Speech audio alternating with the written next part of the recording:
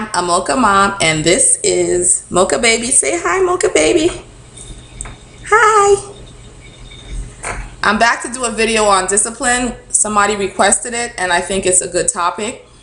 When my son was about 9 months old, we took a parenting class on biblical parenting because I believe that God made us. We didn't make ourselves. He has a master plan. Why reinvent the wheel? Let's follow the program. So what we learned, a principle in that class that I teach to my kids when they're very little. First of all, when they're very little, I'm always talking to them about God and that God is real and that God made them and that we should all serve him.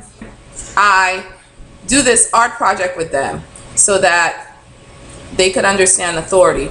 So this is the umbrella of authority, and normally I would draw the umbrella, cut it out, have it on a different background paper. The people are movable also, cut them out. I glue the umbrella to the paper, and the drops, I have a couple of drops that are glued on, but I have a couple that you can move around also. And what I tell them is that God gives me and Dad this umbrella, and usually our hands would be touching because we're in this together, and all the kids are supposed to be under the umbrella so that they don't get wet from these drops. And so if you make it so that the people are movable, you know, we talk about, oh, if you move this guy out, what happens? He gets wet. If you move this guy out, what happens? He gets wet. If Mom and Dad let go of the umbrella, what happens? Oh, there's no protection. And so we talk about how everyone in the family has a role, and everyone is supposed to be doing what God called them to do so that everyone could stay dry and everyone could stay safe. So we can apply these drops to whatever specific situation I'm working with the kids on. So suppose I'm illustrating why you should stay with mommy when we're out shopping. One of the drops could be getting lost or being afraid. And I can put the kid outside from under the umbrella, and oh no, the being afraid drop, the getting lost drop is about to hit the kid. What should he do? He should go back and stay under the umbrella. So when they're very little, this is easier. This image is really easy for them to understand. So when I'm disciplining them, one of the first questions I'll ask them is, did you stay under the umbrella? Oh, you didn't stay under the umbrella. Oh no, what happens now if you don't stay under the umbrella? Why does God want you to stay under the umbrella?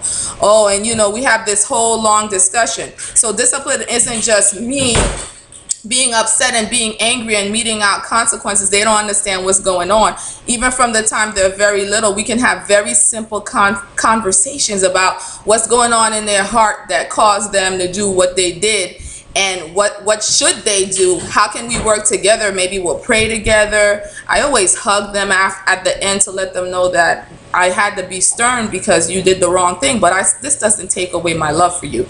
And so this principle really works, and even as they get older, they never forget this. And I even used to have a big one hanging up in our homeschool room or somewhere in our home as a reminder.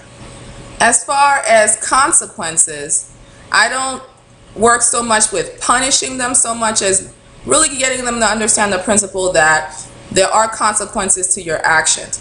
I do believe in spanking because I believe in biblical parenting, but I believe there's a way to spank and a wrong way to spank. I don't spank in anger. I use a rod, something like a wooden spoon or a plastic spoon. I control how hard I hit them based on how little they are. I spank them on their butt only, or on the fleshy part of their leg.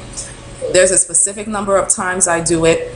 And in order for me to be able to control myself, I make sure that if I am angry by something that they do, I take myself out of the situation and calm myself down before I go and I spank them. I don't have to spank them a lot. I notice that once they understand that I expect them to obey, I expect them to obey me the first time, I expect them to obey me with the right attitude, and I expect them to obey me completely. I expect them to do exactly what I told them to do. Once I lay these things down, I notice that my kids will disobey and they'll fumble, but they can be corrected without me having to spank them if I laid the foundation down when they were really little. How little? I noticed that when they get they show me that they have a really, really strong will to do what they want to do instead of what I'm asking them to do, then it's time to spank them. So you would have to be the judge of when that time is for your child. But with my kids, when they start that tantruming stage, it's time to spank. I have used timeout. I do take away privileges.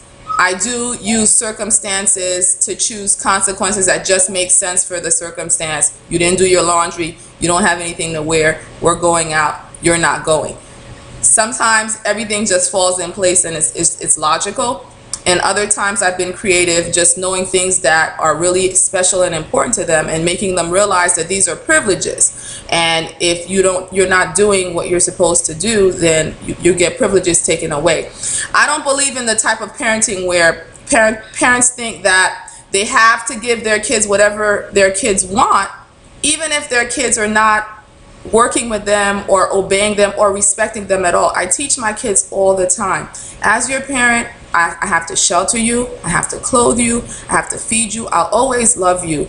But these things that you enjoy doing, like taking you to ballet or taking you to buy extra clothes or things that you like, these are all privileges. And if you're not treating me the right way, just realize that I'm not running after you to bless you when you're not listening to me.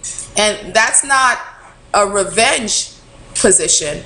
That's a position of, I deserve respect, not because I'm telling you you should respect me because I'm your parent, but because this is what God instituted. He put me in authority over your life, and it's to keep you safe and it's to bless you. And if you're having issues with me, God can mold me just as much as he can mold you. I teach them how to pray, and I teach them how to approach us when they're offended about something, so that we know as parents to listen and work with them through that situation. But that becomes more of an issue when your kids are older. But when they're little, they just have to understand that, you know, they're supposed to obey. So anyway, that's what I do. I follow a biblical model. So I hope that helps somebody. Be blessed.